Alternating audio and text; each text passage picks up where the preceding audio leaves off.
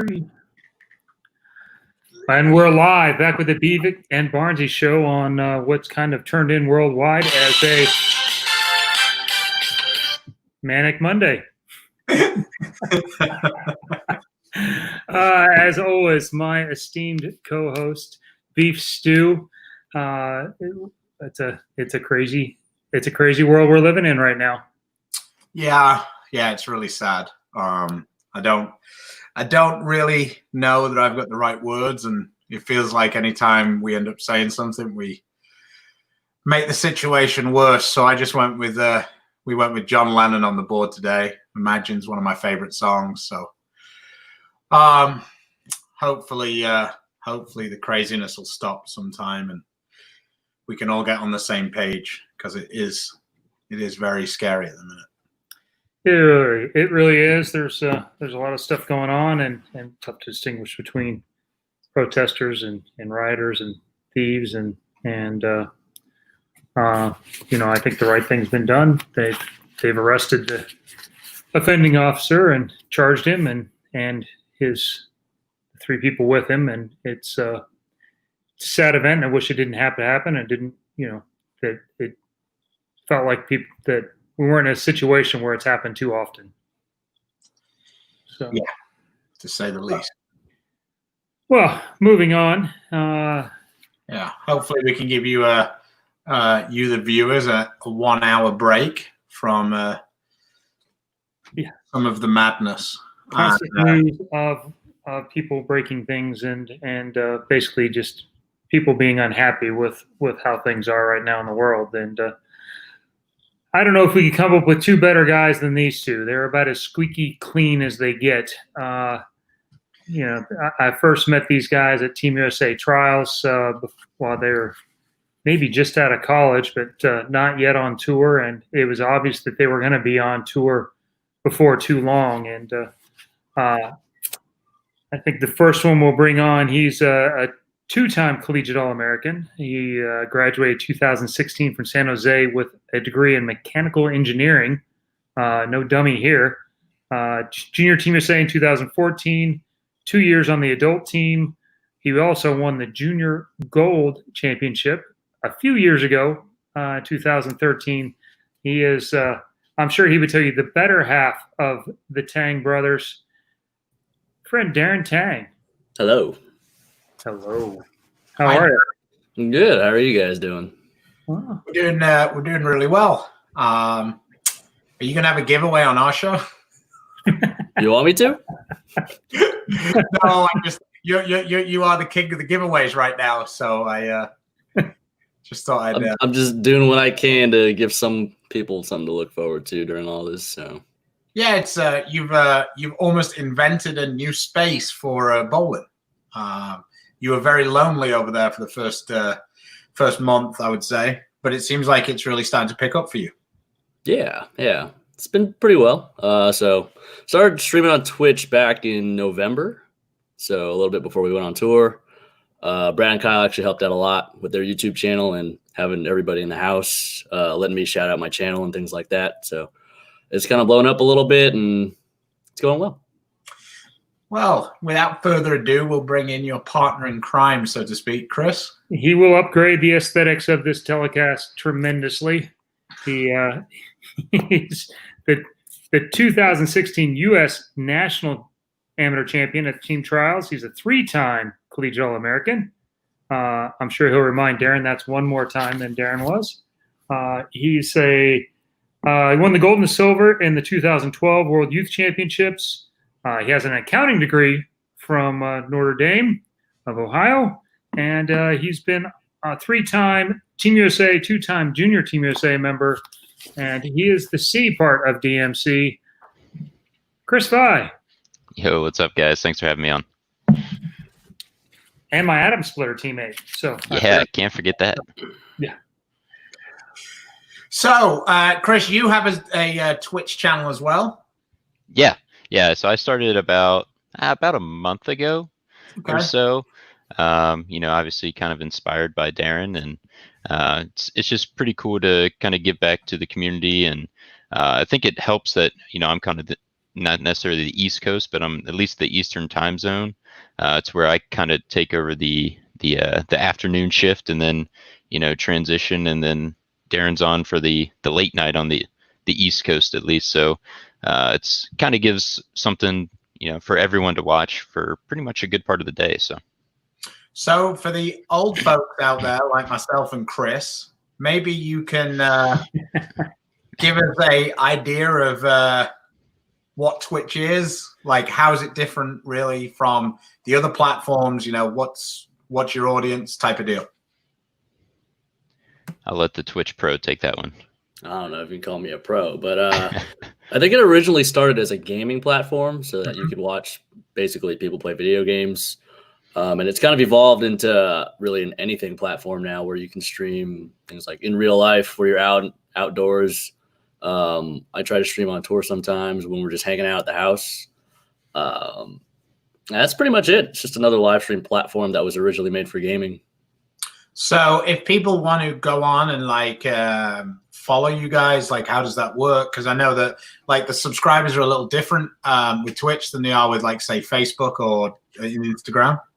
Mm-hmm. So there's follow. You can follow a streamer you want to watch for notifications and things like that if you just want to watch. Subscribing is a little bit different. There's 3 different tiers, but the lowest tier is $5 a month, and that cost kind of helps the subscriber grow, and they can build income based on that. Okay, cool. So if someone was going to try and find you, what's the best place to find you guys at? For Twitch, but in general for social media. I have mine linked to my Instagram page, so it's in my bio. Okay. So I'm spamming it all the time everywhere, so it's not hard to find. And you're the vitamin_D-Tang? Is that right? Okay, look at that. I've actually been doing some research. And what about you, Chris? What's your platform of choice? Are you another Instagram guy? Yeah, I probably am on Instagram more often than not, but I actually have my Twitch linked to my Twitter, which is @ChrisVi_. My Twitch is a little different, like my name, just because it was kind of my gamer tag, I guess, growing up when I played video games on consoles. So it's KOUPPP. But other than that, it's linked to my other socials. So. Okay, cool. I feel like you, from my little understanding of Instagram, I feel like, Chris, that you should probably post a lot of pictures with you just randomly walking around the garden with no shirt on. I think that would probably be a way for you to rock it up. Seems like it's working out okay for Ronaldo. Yeah, I think I might do the TikTok. I think I'm just going to go the TikTok route, drivers, and just go with that. Okay, I've read a lot about TikTok. I have no interest in doing it myself, but I don't even have one. I've never been on there. Tips and tricks. I don't necessarily have a very good video production, but I understand the principle of how TikTok accounts grow, because me and Chris are both 2 of those people who were kind of like, when we start doing something, we're kind of all in. So once we started doing more of this social media type of thing, we did a lot more research than is probably what we normally would have done. So I'm a font of useless and some useful information. I think my wife is on the idea of you going the Ronaldo route on Instagram. She's all good with that. I'm pretty sure Chris's wife is good with it too. I'm pretty sure they're not as good with us doing the same thing. So I don't know. We can make it might be a good way for me to lose my 4,800 followers or whatever I have. However, I think soon we've been talking about this, kind of combining both and doing a topless TikTok dance. So I think that would probably go over really well. Super, super popular. Yeah, the truffle shuffle. I'd share it. Oh, I'm sharing that for sure. Right. So, Darren, this is more to Darren because Chris, your rise up the ranks has been much more recent. I would say, Darren, the last couple of years, what direction has it gone? Is it just moving out of home that's freed up the swing and got you, into a pretty steady top 20 guy? or do you attribute it to something else? I think it's more just finding the little things to get a little better at every day. I don't really attribute it to anything big or nothing like moving out of home or I guess my living situation. I'm just trying to find ways to get better every time I bowl. That's pretty much it. Okay. Who do you work with most? Ooh, like a coach or? Yeah, coach. I mean, there's a lot of different facets. Everybody normally just assumes only a physical coach, but that's not always the key on tour. Well, I was working with Jazz now for a little bit. So I'm living in Vegas now, and when the Open Championships was out here, he was doing his coaching deal, and he was letting me come down and work with him pretty much every week I was here, or he was here. So from a physical standpoint, I was working with Jazz now a lot. But right now I talk with Jim Callahan a lot about the mental stuff. I know we have our WhatsApp group, and he sends videos all the time. So I watch those and just kind of poke around and find other mental videos and motivational things to watch every so often. Okay. So what about you, Chris? You've gone the exact opposite route that I went. I went from hero to zero, and you've gone from zero to hero the last probably, if we're just talking bowling wise, the last like 6 or 8 weeks. But take that back pre-COVID, I guess. Yeah. So that was a pretty cool run to, I mean, there's probably not many people who have ever made the World Championship show and the US Open show in the same season, never mind in the space of 3 weeks. So I actually bowled the US Open next to you. So what was it that clicked at the US Open, really? Honestly, I feel like I always bowl pretty good at the USBC events. They just play a little bit different than kind of what the typical tour atmosphere is. Plus, they're considerably longer formats as well. And I think that, being in a little bit better of shape and sustaining like the long days and kind of the different schedule that it is, I just feel like it gives me somewhat of an advantage. But I think it's been a lot of, it's been what I've been out here for 3-4 years to where it's, I've had a lot of not very good tournaments, a lot of not good showings. And it's just been trying to figure out what I need to do to get those a little bit more consistent. And I actually started sliding. I planted for pretty much my entire career and up until last October. So it was about a week before the US Open last year. I decided that I should probably learn how to slide at some point in time. And I kept putting it off because there was tournaments coming up and I figured it was kind of enough was enough. And finally I just need to go for it. And ever since then, it's been better. Obviously not every tournament's been great, but I think that was probably a big key to it.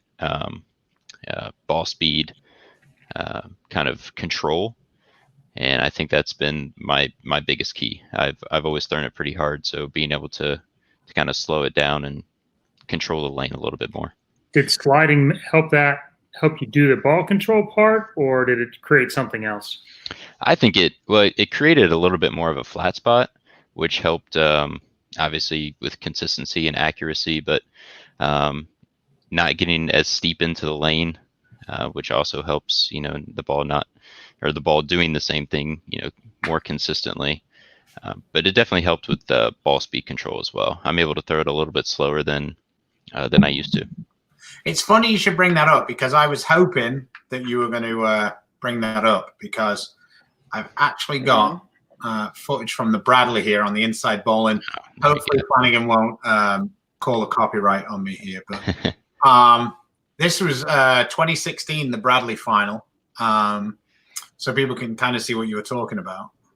Bang. And he didn't like that. He just left. Almost trips the floor. Let me see if I can get one where they weren't trying to show off about their camera angles. Yeah, I've planted, my entire career. So I actually, even in this, I'm not sure if this had happened yet, but I did have almost like a plant slide for a little bit. Yeah, it's like a weird plant slide type deal. It's still very heel toe, which, I mean, it creates a lot of leverage, which is helpful in instances, but on tour, when ball speed is kind of the killer, then wasn't very successful out there.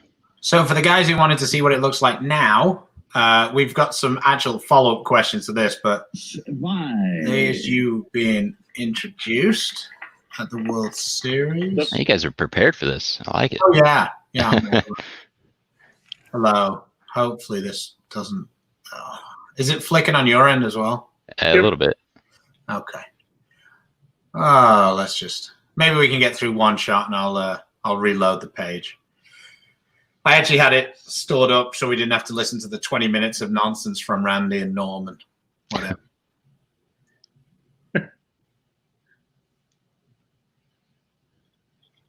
But there you go. Much more, it's hard to say, but much more traditional. Hard to say that to a two-hander, but yeah, the follow-up question I had to that was, did you feel guilty that you had one of the few people, actually, you were one of the few people on the show who was getting claps? No. No, I loved it. It only lasted the game, so. Yeah, because your mother turned up, I think, for that show. Yeah, she flew in the day before, which was for the time, that was kind of when COVID started spreading here a little bit more and kind of getting a little bit more serious. So it was a tough decision for her to show up, but she showed up, and yeah, it was just kind of funny. And I think a lot of people didn't really know what to do because Coley was there, and they were trying to figure out like making sure people were spread out. But then it was like, there's only 10 people here. Like, are we trying to clap, or do we just sit in silence? So I think the first game was kind of the test game. Yeah, we were actually watching at home, and me and Tina were like dying laughing when, like, nobody would clap for anybody but that guy. And it was like, Natalie was in the crowd, and she was just sitting there looking at them like, I ain't cheering for you. You're not a Yeah. Yeah. And we honestly thought that at some point it would break into, the like almost the apologetic clap. Yeah. Like, oh. The true golf clap. Yeah, exactly. There you go. Keeping it classy with Tommy's burner account. There we go.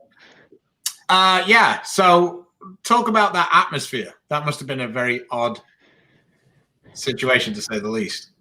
Yeah. Well, I haven't been on that many shows, obviously. I've made a couple of like the extra frame shows, but that's a completely different atmosphere. So I did have the US Open experience a couple of weeks prior. So that was like, obviously, especially in Lincoln, Nebraska, John Lazito and the crew there do a fantastic job, and they're just bowling crazy in that part of the country. So, I mean, it was absolutely jam packed. Plus Perry making the show, he has a huge following in that area as well. So it was just like super loud. Everyone was super pumped up. So it was kind of like, obviously it's US Open too. So it's like, pretty much the Mecca. And, so it had that super, super big high, and then going from that to having no one there watching. Honestly, for me, it did kind of help me. I know Randy and Norm were kind of talking about that on the show a little bit about, there's not as many people watching. You still know there are people watching, obviously, because you're on TV, and but at that point you kind of block that stuff out because you're bowling for a title. And but yeah, it was, the first shot was interesting, throwing the shot, and like you're on a TV show, you're kind of expecting some applause or some claps or something like that, and you just kind of walk back in silence, and you hear the strike song playing. You're just like, wow, I've never heard it that clear before. But after that it kind of just got into the normal game routine and just went with it. To be honest, that's what tour sounded like when we bowled against Walter. When I came on tours, oh, Walter made the 10 pin again. Cool. All right, Tiger. Thanks, Mom. Yeah. Cool. Appreciate it. Oh dear. Yeah. So Darren, we're not going to leave you out. I've got this lined up from the Hall of Fame Classic. Oh no. That was a little bit. Tommy was a little bit mean, for want of a better description. I mean, like. It was his week, so he did the ultimate in selfish though. He bowled like 190 the game before to lull you into a false sense of security, and then comes back with this nonsense. I tell you what. Let me reload this one, and I will come back to it. But talk to us a little bit about that, about how you had like kind of the front row seat for history, so to speak. Yeah, I thought it would have been really cool if I wasn't bowling that match, since I was on the receiving end of that loss. I was feeling a couple different ways about it, but it is what it is. I felt like I bowled a pretty good game. No, you bowled a great game. I think 237. Yeah, I felt like I really only threw one bad shot, and then I flat 10 in the ninth because I was just trying to get out of the way. But I was really surprised I wrapped 10 the second shot because I thought I aced it. And then after that, I made a move, and it looked okay. But Tommy kept striking, and I didn't know I was going to be shut out after 2 frames. Yeah, no kidding. I feel a little bit responsible for both ends. I kind of keyed your run to the show by rolling over the last few games, and then to help you get some extra bonus spins. And then because I shot about 130 at Tommy the game before, you didn't get a free title in the final. So yeah, I was kind of hoping that transition was going to hit in the title match and not the game before. Yeah, because I felt like no matter how the lanes were that day, I was going to bowl pretty good. I felt really good that day. I'm really disappointed there, Darren. He teed you up. What I was hoping you were going to say was, yeah, I was really disappointed when you didn't beat Tommy. It was implied. I just said these guys are squeaky clean. They're not, they're not controversy guys. So hello, Darren. Darren has the most angry bowling face on tour. There's like no doubt about it. Like I'll take it. Like 99% of his life he spends being like, happy guy, whatever, on the tour, and like once he starts bowling, he's got the serious angry face. This is annoying me, but I feel like I want to watch you throw one more shot because the stutt is annoying, but at the same time, I teed it up so we could at least give you a shout out for this show. Right, there we go. Yeah, by all rights, that should have been. I thought you shot 250. I think you had 250 left, maybe with the 9th and 10th to go. But you bowled a fantastic game, and I would have to think, based off your reaction in practice, you knew you had a pretty good look. And Tommy struck out in the 9th and 10th for 190. He was on all of about 170 going in there, so you had to think you were in pretty good shape. I felt pretty good. Yeah, I'm not going to lie. I felt pretty confident that I had a good shot at winning that title. So I kind of phased everything out. I actually didn't watch a single shot that Tommy threw until the 9th frame. Okay. So I was trying to just get locked in and play my own game. And I felt like if I did that, my chances of winning were pretty high. Emily's asked this question twice, so I guess she's pretty serious about it. How cool is it to see the community that's come from Twitch, like the friendships that you have come from it? Yeah, it's definitely something. It's different because normally, you have fans out there that kind of look up to you and you see them at tournaments and they ask for autographs and things, the kind of normal stuff we deal with on a week-to-week basis. But this is a little because it's a little more intimate. You interact with them almost pretty much every time you stream. I stream 6 days a week, so it's almost every day. And it's kind of, we've built up a community, so to speak, where people that may have never met each other ever have come together, and now they talk to each other every day. So it's definitely something. They call it something special. It's pretty cool to see. Yeah. How many followers do you have now? On Twitch, coming in on 2,800, I think. Wow. Okay, that's cool. Very cool. And you also have a YouTube page that you push some of the content to. Yeah, I've been uploading a lot of our podcasts there, just because we don't have a Bowl DMC YouTube page, but I put up random stuff. Not too frequently, but content goes up there occasionally. So I have one more YouTube video that I'm really hoping isn't going to be laggy again, but you know, oh well, we'll go with it anyway and see what happens. 2 questions from this. How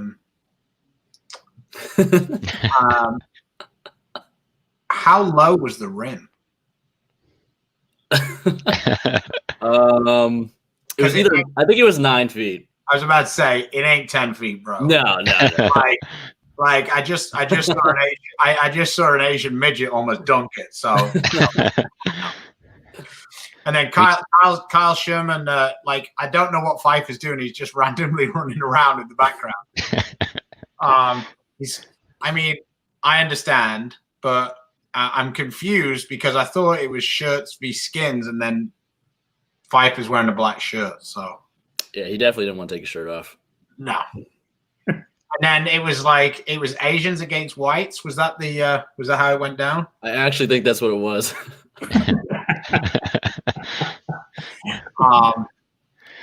Oh man, I thought we were at a disadvantage because we were Asian. Wandering in the lane. Chris, you're the basketball whiz. Do you want to critique some of this? Well, if Packy had been on the floor, he would have looked like Porzingis. D-Tang giving it the business with the turnaround. See, that's no way that's 9 foot. Yeah, the rim might be 8. No, that Sherman dunk, and Sherman might be the epitome of white men can't jump. So, yeah, no, that's about 8 feet and a quarter right there. It just looks like it's high because Brad Miller's on the court. Brad's in pretty good shape, though. Gonna give it to him. Brad runs like a crazy man. I think he ran 14 miles one of the days that week. Sherman, yeah, I think Brad's whole lifestyle is basically all in. It's just. Oh yeah. All right, now we're getting silly. Okay. It was actually 7.5. Wow. They added an extra gauge to the pole at the bottom that they get adjusted a little bit lower. Jeremy Lin, there you go. In the NBA. Well, look at this. Like crossover. So didn't lose anybody, but got the shot off. Despite that monstrous hand up in his face, 6 feet off the ground. Oh, look at that step back, little jerk. Is that Dirk? I feel like there's going to be a dunk coming here. Oh. Yeah. Oh, funny story, actually. Kyle bent the rim almost at a 45-degree angle, dunking on Packy. Oh, not just the rim, the entire backboard. Yeah, the whole hoop was shifted 45 degrees. So I've been hanging on the opposite end like every day trying to fix it. It doesn't. I actually came in for some fun then. Yeah. So that was just a bit of fun that I saw, and I saw the rim, and I'm like, oh, okay. Like I had to. The other day, where were we? I was somewhere, and there was a basketball hoop. Oh, one of our friends has a fixed rim at his house, and I'm like, I looked up, and I'm like, yeah, okay, I understand I'm out of shape, but Sherman's not that much more shape than I am. Like, he's shorter than me, and he barely jumped, and he dunked it. Yeah, come on, bro. I think this comment's actually, I'm sure they're going to say it's a mistype, but it's actually way more accurate this way. So,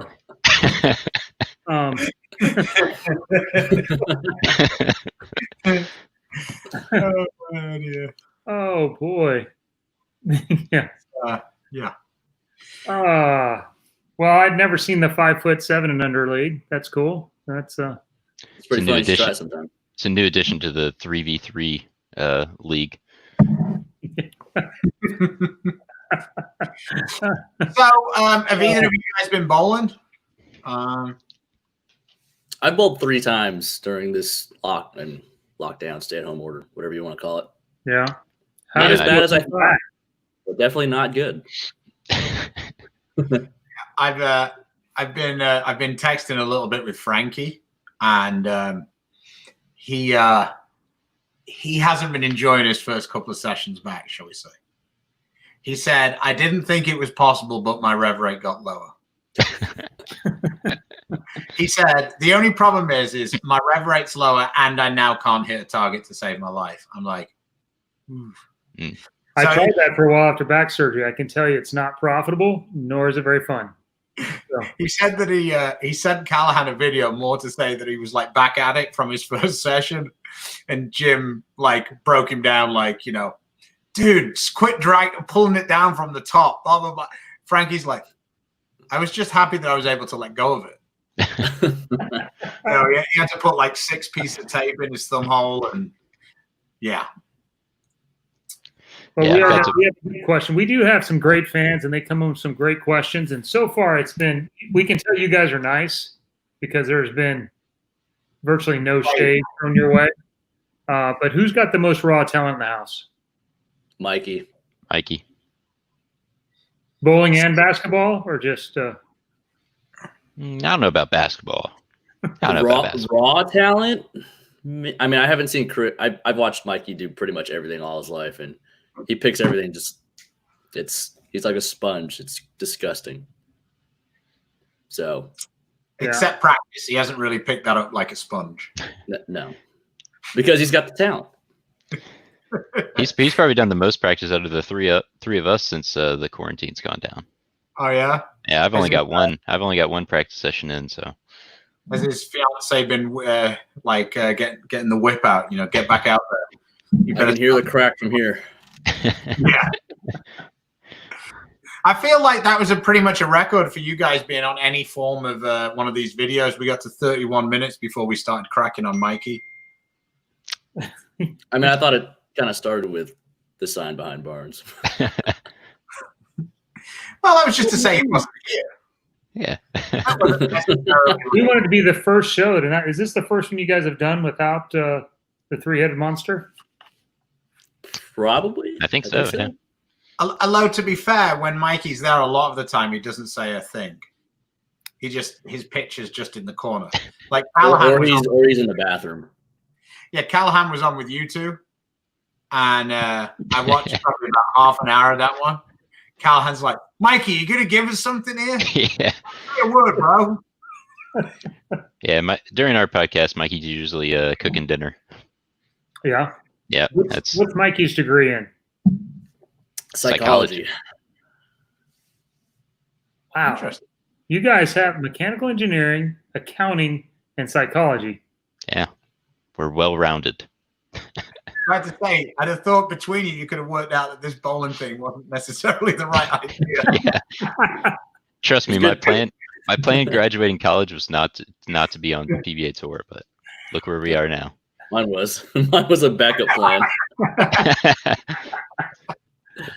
That's where my degree was. I was like, well, we'll see how this works out. If it doesn't work out, then I can hopefully do something else. But yeah, you got credentials. Life after bowling shouldn't suck too much for you guys. Man, with those things though, you could almost run a side business on the PBA tour. You know, you could have Mikey could have do the shrink thing with the bowlers. You know, one of you the accountant. You know, you could be helping people out with their paying their taxes. And when the PBA truck starts to fall apart, maybe you can help them put it back together. There you go. It's true. Just got a 3 a.m. audit. Yeah. All right. Yeah. What up, Kev? So we have Kevin and I struggled through these accounting tests, and I tell you, we get to an audit class, and I'm not kidding you. We were at this test. It was either 14 or 17 hours it took us to do this test, and it was like 4 questions. It was the most ridiculous thing that I've ever done in my life. And it was just like these questions that would take 4 or 5 hours a piece. And we had 4 of them, and we finally got done at like 3 a.m. and we had to go to class at 8 or 9 the next morning. It was miserable. It was miserable. That doesn't sound like fun. Anything that takes 17 hours doesn't sound like fun. I'm so glad I'm using that knowledge now. It's paying off well, isn't it? Time well spent for sure. Yeah. So All right. The other contentious issue that's been going around was I know that Darren saw it because you were on there commenting, but house rankings. What were we thinking? Like, how much crack were they smoking when they came up with those? I think Kyle's wasn't too bad. He's not number one. We'll clear that up real quick. Prather's obviously number one. We could give him number 2. But I clear that up every time it's come up. Clearly. He and Brad were both clearly not anywhere close. I mean, Brad was like insane. Brad was in his feelings. Brad was in his feelings. He put himself last. Yeah. Yeah. Brad was in his feelings. He just, I don't know. He's got the heart of gold. I mean, just to break off 1 second. I mean, I guess this guy doesn't know his history here, Chris. Only one of us is going to rim in their backyard. By the way, I was on Twitch today, and just so happened to come across the video of Barney playing Chris Paul one-on-one. That didn't last very long. Wasn't so pretty. I didn't stay on my feet the whole time either. So. It was pretty funny though. You didn't go with the same rules you go with Ryan now? Yeah. If it's been the same rules, I just tackled him like 3 times because every time Ryan got by me, I just foul him. And I felt like that might not be the way to go with, games coming up soon. So, Chris Paul's people might have informed you that wasn't an okay route to go. He's got a pretty low surrounding. He's basically just his brother CJ. His people, okay. But yeah. Chris Paul's net worth might be a little bit higher than Ryan's. Yeah. Anyway, that was 10 or 12 years ago. So, but yeah, even then it was. So back to the list. So if we go with Prather being 1 and then Sherman 2. I didn't hear Darren confirm that he thought Sherman should be 2. No, he said that he thought that. He thought that was not. I think 2's fair for Kyle. I don't think he's had the best season this year, but over the last couple of years or since the house has become a thing, I think he's a solid number 2.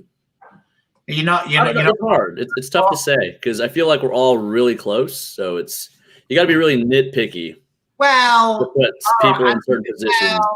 All really close. Not all. Well, Mikey's clearly 10th.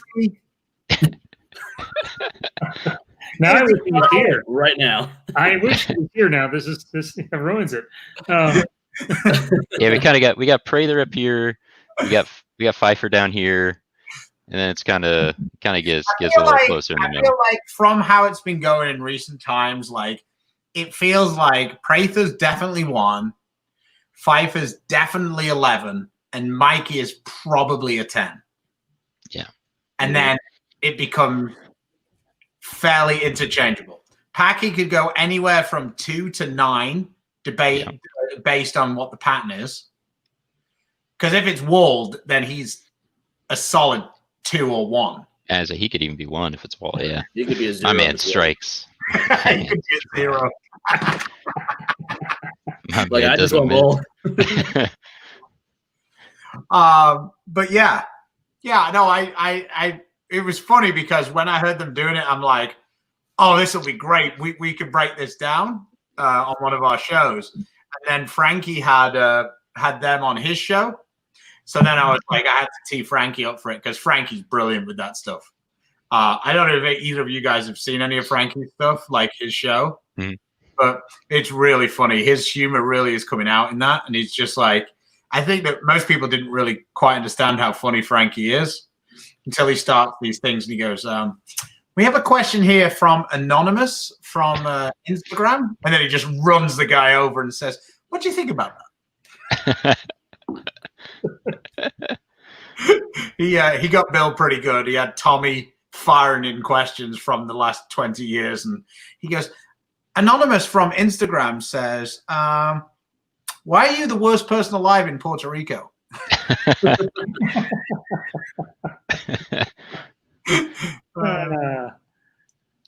So yeah, that was definitely definitely good. So Frankie really broke it down, and he really gave them a he gave them a hard time. Yeah, I was excited to see where that was going to go. Yeah, I was excited to see where that was going to go, and then Brad threw me off. But it ended up being I'm on the bottom and like, yeah, halfway through it, I was like, you just got to laugh at him at that point. Yeah. At one point, I thought Brad was going to put himself lower in the house rankings than he is in the PBA points list. He might have given himself like 35th if he could. Yeah, but I mean, he's in like the top 20, I think. So, yeah. Yeah, the house, the PBA rankings is basically like the house and Belmo and Bill. And then I guess EJ and Simo, like those four, and then the house, and then that's it at the minute, it seems like. Well, then Mikey. Wow. I mean, we just talked to Prather Friday, and he discussed his maybe lack of academic ambition, but he's obviously figured out the accounting part. So if you're the top player in the house and you bowl with the next collegiate player of the year, you have a pretty good chance of winning a doubles tournament. So that's a smart strategy. Well played. I honestly thought you were going to go in a different direction with Brandon then. So I guess I misjudged the room there. Fire in. What do you want? Well, I mean, Nick Pate bowled with Sherman. So Prather did, he did kind of go in a little handicapped in comparison. Did he? It's a head turner. Bro, Brandon Biondo's eyes might be bigger than his track. Maybe, but he strikes a lot. Yeah, he does. Emily's showing her love for Darren here. Darren numero uno. Darren. He's third in the house, but first in her heart. I'll take it where I can. Is Emily still alive on the Storm game show? Or I think they got eliminated last night. Yeah, they got knocked out. Yeah, Storm had a great idea until they kept winning every week, so they didn't get any more. They didn't get any more guests. Come on. Backfired a little bit. Yeah, to be honest, I saw the caricature of the house pictures. I didn't even know Tim was in the house. So, yeah, he's a crisp number 11 right there. Yeah, he's you've also got Nick Pate in the house, and he's not in there anymore. Yeah, he doesn't like us apparently. He wants to feel like he's foreign, so he likes to hang out with the foreigners. Well, he doesn't like to hang out with me, but like Frankie and Sloan, he likes to hang out with the people who are shorter than him. Who in the house struggles most with the kind of the teasing? Like, because there's always somebody. There's going to be an AJ of every group. Who takes it worse? Probably Prather. Yeah, Packy. Him though, isn't it? Packy gives it to him pretty good, and it's fine banter back and forth for a little bit, and then if it keeps going, Prather starts getting a little irritated, and there may or may not have been a wrestling match involved in one of the places we stayed. I thought we were gonna break the house. It got a little heated there for a second, but it was pretty funny. The thing is Prather needs to take certainly in your group at the minute. He needs to take like the Tiger Woods one. Like Phil Mickelson comes up with something really funny, to Tiger, and Tiger goes, "Yeah, man, those other 13 majors you won must have been impressive when I wasn't watching." Or like along those lines, it's a bit like Kyle Troop. He loves the "I've got your number." So Belmo's answered him a couple of times, and Belmo's like, "What number is that? I've won more majors than you've made shows." That was one response he gave him. And Chris clipped him off pretty good at the end of the player's perspective. So yeah, he's you should check that video out. Anybody who's watching this, watch Chris bitch slap Kyle. So. I did like a Tiger's comment on that thing they did with Brady and Manning about Phil asked him to market from like the fairway. He's like, oh, I got a U.S. Open medal if you want me to market with that. Yeah. Did you see that? Did you watch that whole thing? Yeah, I did. Did you see the bit where Chuck Barkley comes on? He goes, he says, "Hey Brady, I'll give you a shot aside. You don't want all of this." And then Brady hit him from like 130. And he says, Yeah. "Such a fat one, Chuck." That one was great. And did you hear the one that I really loved from Brady? It was at they were talking about the hazing that he'd had, and I guess that when in his rookie year, Drew Bledsoe had taken his socks, and he got one of the kit men. So he'd stolen his socks out of his bag. So Brady went up and he's like, "Hey, I need another pair of socks. I don't have a pair." And Drew Bledsoe had already paid off the kitman to give him this particular pair of socks. And he didn't realize, but Drew Bledsoe had like filled it with like purple dye. So he put the socks on, no problem, laced up, didn't feel anything. Said he was playing and he'd been out there like 2 hours and he was sweating and everything. He looked down and his like leg was turning purple. Like he could see through the sock that his foot. He took it off and he goes, "I look like Barney the dinosaur." He goes, like from my ankle down, they were like bright purple. He goes, "I was scrubbing those things." So it fast forwarded on, and then they said to him, he says, "So what did you do as revenge?" And he goes, "I didn't do anything. I learned a long, long time ago that there's no point playing tricks on guys who have a lot more money than you do." Mm-hmm. He goes, "You can't win those fights."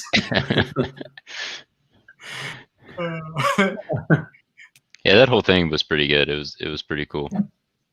Yeah, no, definitely. Phil Mickelson loves it, doesn't he? Yeah, he's a showman. Oh yeah, do you see when he hit that one drive when he goes bombs, high, bombs? Yeah, that was when he drove the green. Yeah. He was like high, straight, absolute bombs. Yeah. The one before that, he was like, just a cute cut, little fairway finder, little cute cut. He's like, next hole, bombs. He's talking about he needs to activate the calves. Activate the calves. Got to activate the calves. The thing is when you hear him like that, it's like it makes it really difficult for me as somebody who watches sports and like appreciates that. Why has Tiger Woods got more fans than he has?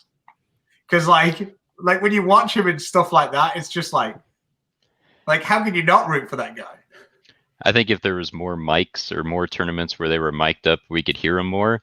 I think it still wouldn't be as much because Tiger's just won a lot more, but it would. I think the gap would be a little closer. Yeah, it is pretty entertaining. We, as people who would like us to always wear mics, me and Chris are in that team. As long as there was like no repercussions for fines, it would get juicy. It'd be funny. I feel like people miking me and Dom up for a tournament, as long as you could get past a lot of like, F-bombs, occasional bombs, things like that, and not always like sometimes towards people. It would be. I think people would be entertained by it for sure. I'd pay to listen to Dom talking to his ball rep every week. Yeah, solid. It's great. I feel like I could almost do a podcast just based on things ball reps have heard from being told by Dom. Now, speaking of having people around you, you guys have both had a lot of parental support at tournaments, both through your amateur career, Team USA careers, and tour. So, what is the most embarrassing thing your parents have done while you were to you while you're at a tournament? Ooh, I gotta go. Embarrassing? Yeah, go for it. I gotta think. I was awful when I was younger as a youth baller. Kicking ball returns, blowing F-bombs, all you name it. I probably did it. My dad was pretty strict. He's still pretty strict. Not as bad now though. But he actually, I had two instances where he he actually grabbed me by the collar one tournament when I was really young, and he was in my face at a tournament. And I think it was at the National Bowling Scene, but he was just going balls deep yelling at me, and he had like it was bad, but it was probably warranted. And then I had another instance like that where he just laid me out in front of my friends for kicking a ball return. Kicked off the lanes. He threatened that a lot. He's like, I'm gonna throw your shoes away. I'm throwing them in the garbage. You're gonna have to buy your own shoes, use your own equipment. You can leave them on the approach, leave your balls on the rack, and we're just gonna leave.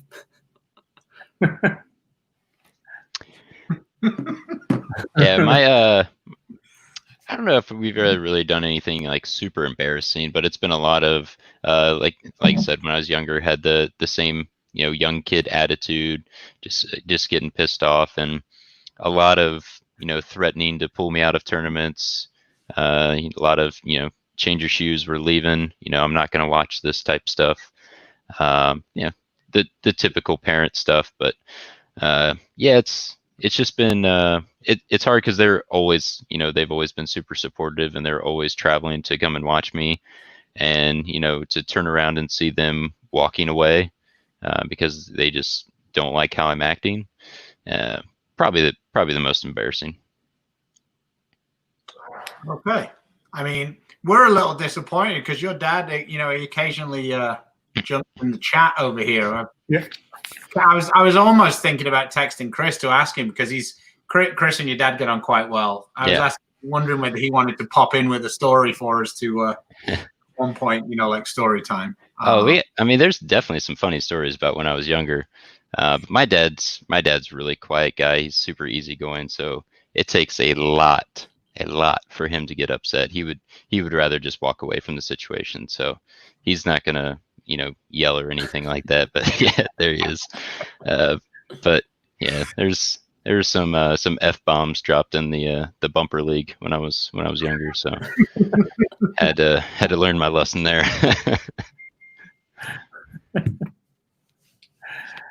Okay, well, I think we should head off to our 10 frames segment here, Chris. What do you think? Yeah, we can roll over to that. Let's see. Let me get some stuff together here.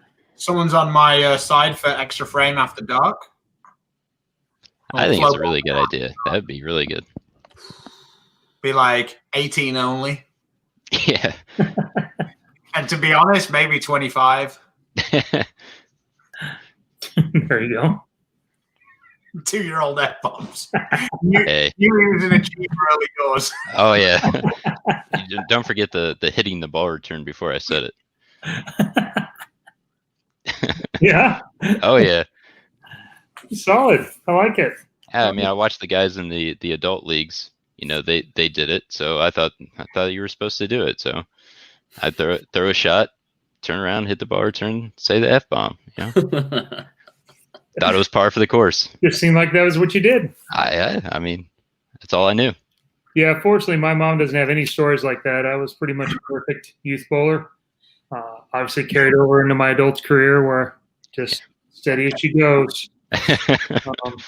No fines. Yeah, no, none. All shirts still intact. Hey.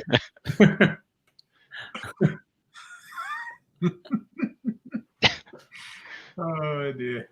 All right. Well, let's see. What do we want to start off with today? If you won $1 million, what would you do with it right now? I know for Mama Tang, that's just a starter set, but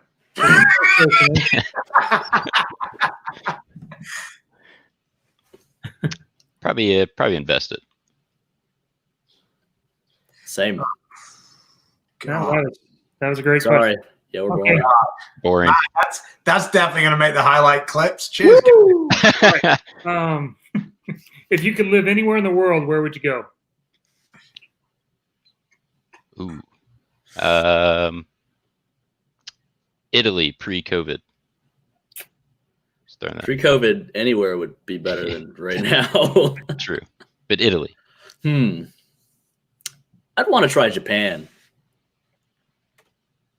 They could live there for a while. Yeah, it's good I like bowl sushi. for sure. All right. Well, 2 for 2. Pet peeve.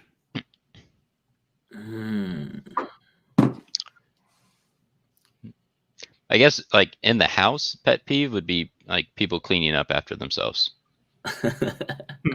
Doesn't always happen. Brad. Brad seems to get a pretty bad rep for this, but Brad claims it's only his area.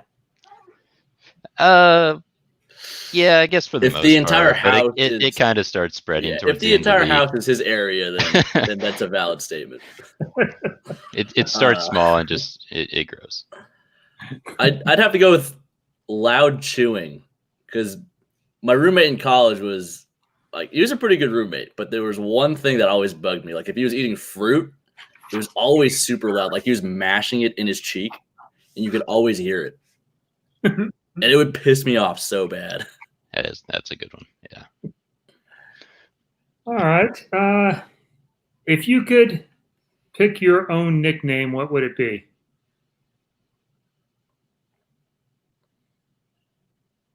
And maybe you kind of have, I guess, between Twitch and other stuff. But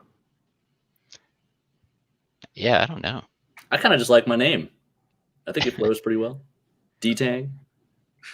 I've never called myself that. Other people just call me that, but I don't know. I feel like nicknames just aren't something that you come up with. Well, they are if you're Belmo. Yeah, I'm not at that stage in my career. what's his nickname? Is it just Belmo? I'm much lower rank. No, me and my friend Rob have a long and distinguished conversation about our opinion of people who come up with their own nicknames, and it's not positive. Yeah, I just feel like that's, I don't know. I feel like people just call me Vi, and I mean that's not really a nickname, but I guess it's a nickname. I'm cool with that.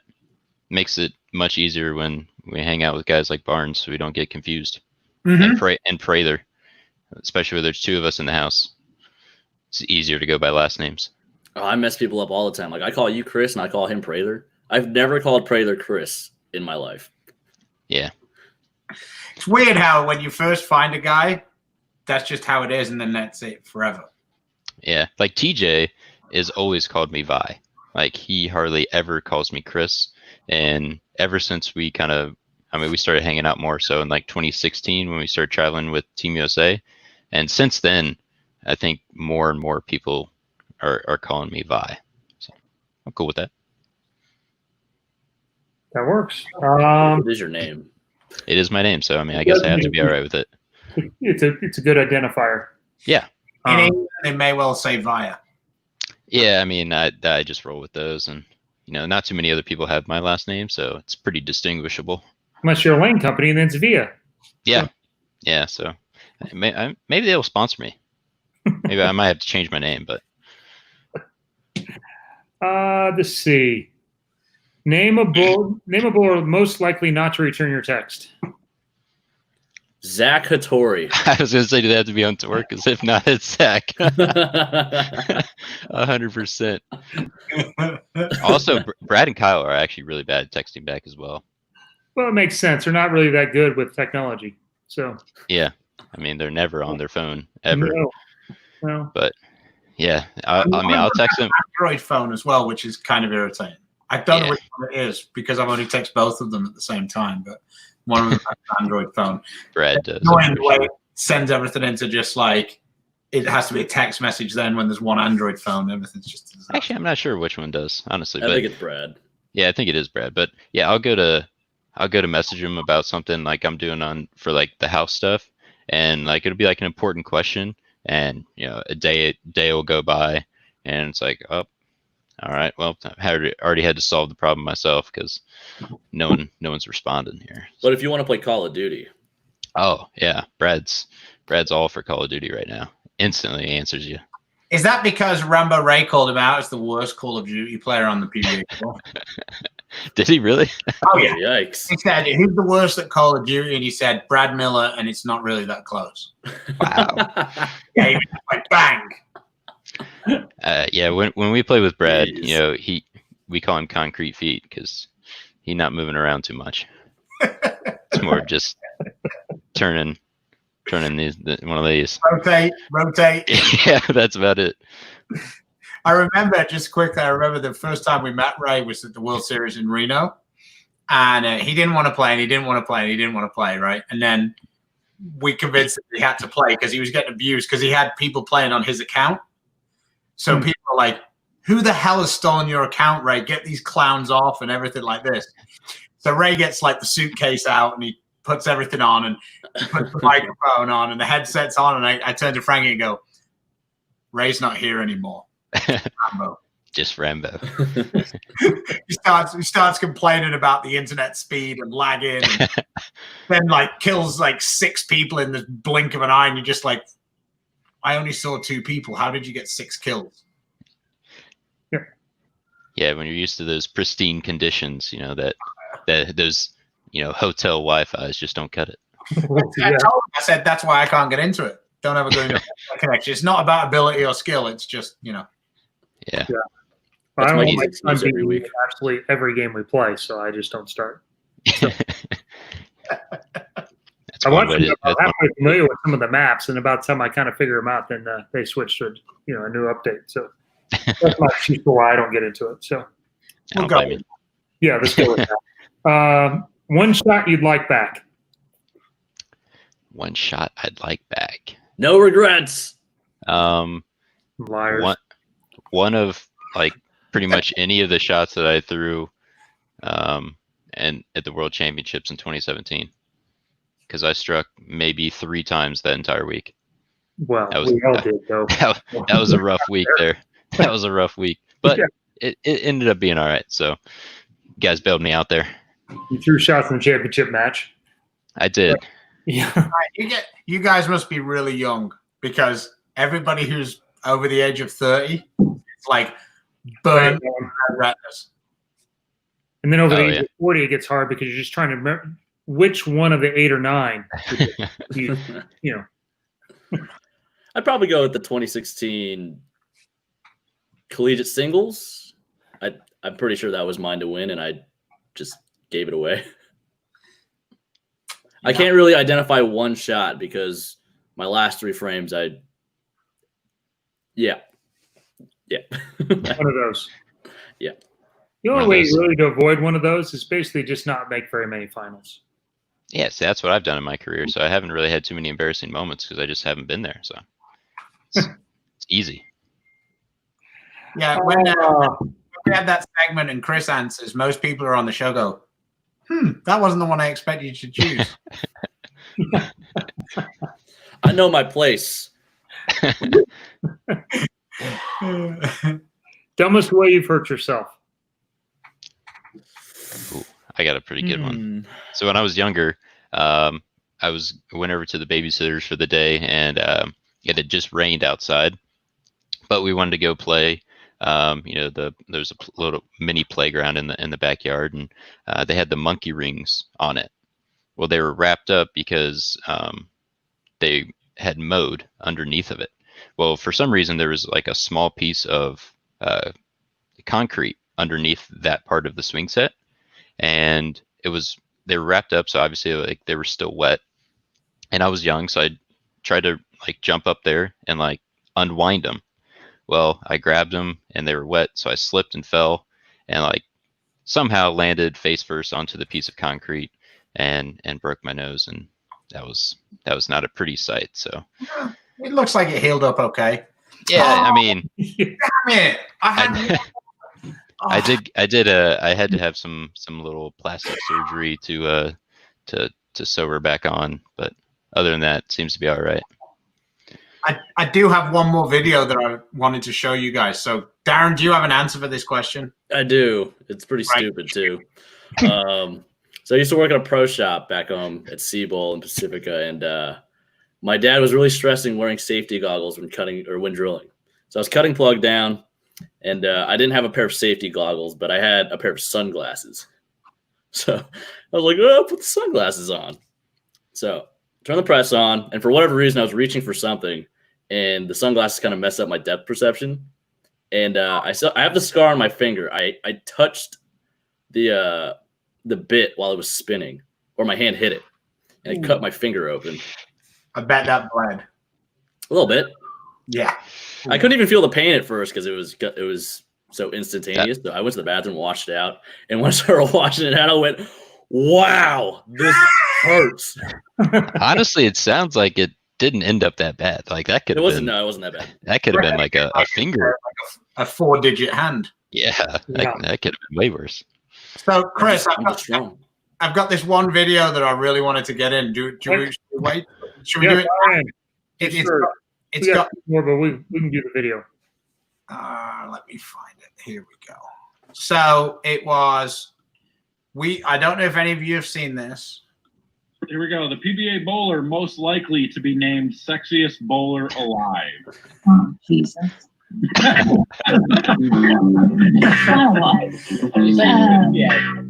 PBA bowler to be named the sexiest bowler alive. No proclaimed or by the others. Oh, damn. You ready? The answer the beach stew is a lie. I'm ready. Oh, don't say yet.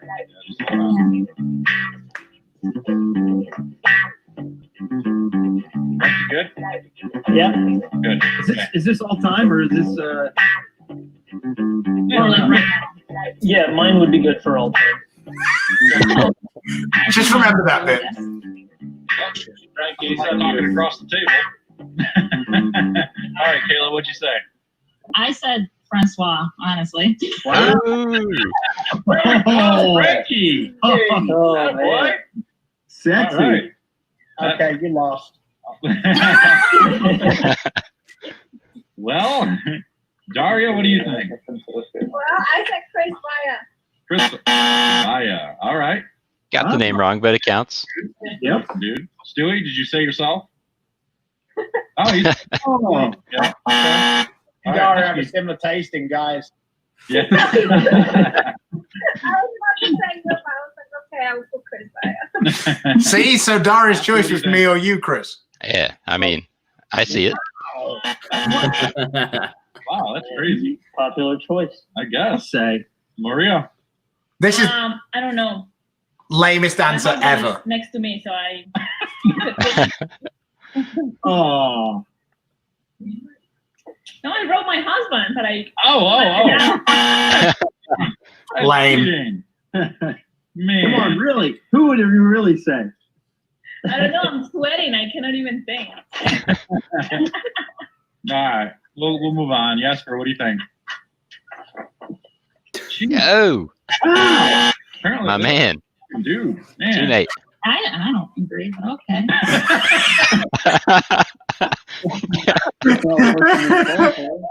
Man, Kayla dropping the hammer down.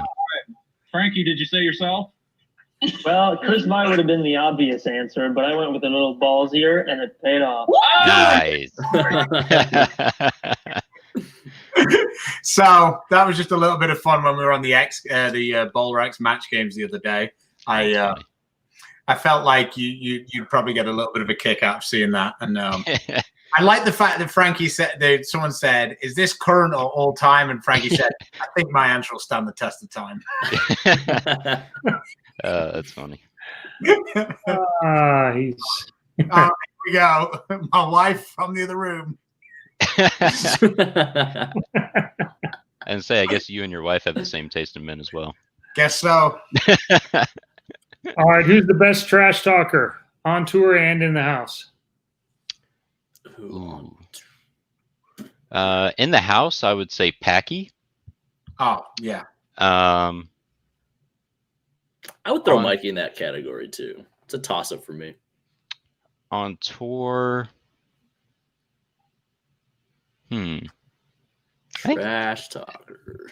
I think Tommy could be up there. Mm-hmm. I think Tommy could be up there. I don't really I feel know. like there's quite a few guys, but Can I pick one that tries but isn't very good at it? Sure, absolutely. We generally prefer those stories. I'm sorry, Adam, but Oh, there it is. It's got to be one episode where he comes up every. It's not a true Beef and Barnzy if he doesn't pop up. I can't believe he hasn't written in yet. Normally he's. Yeah, I think he realized that these two were probably going to be nice to him, so he decided he could probably miss this. He says that somebody's always watching, so they're on the bat phone to him. He might pop in the next few minutes then. He's probably got some software set up that anytime AAJJ gets mentioned, it's like ding, ding, ding, ding, ding, ding. Oh, that's me. Sends the notification. Yeah. All right, the 10th question. Who would you add to the house? Ooh.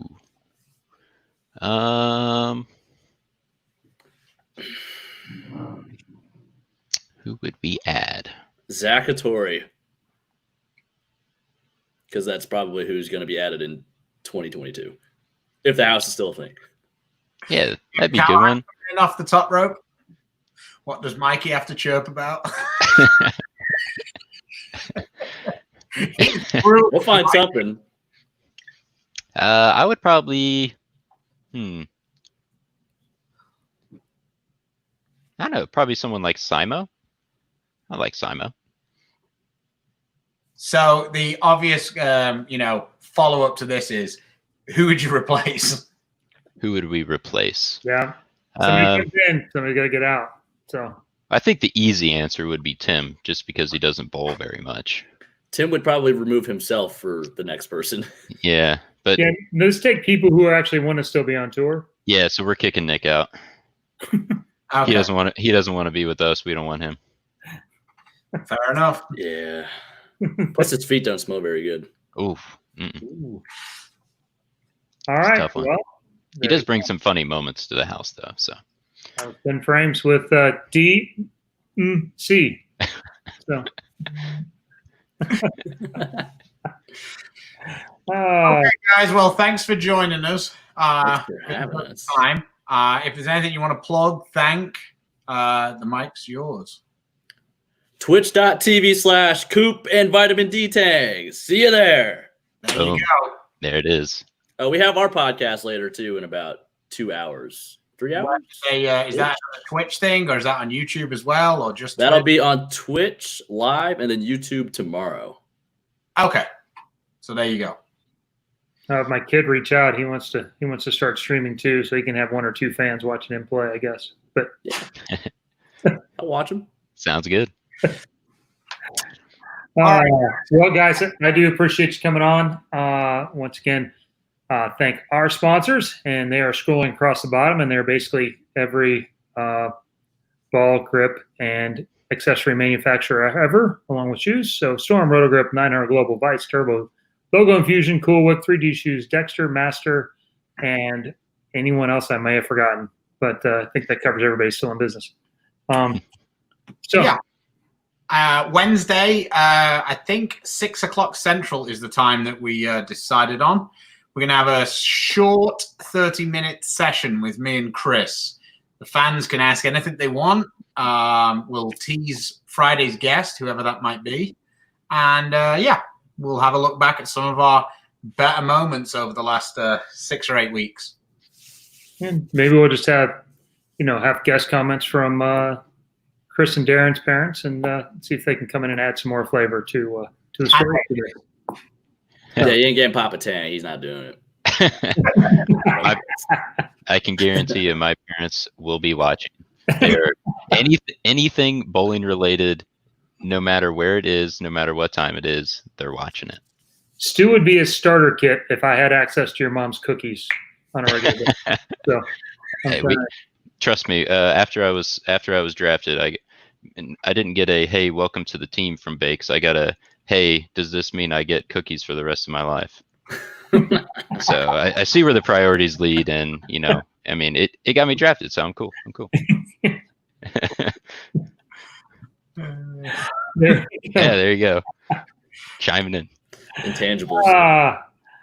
Oh, I love that my peer group is now every bowler's parents. So.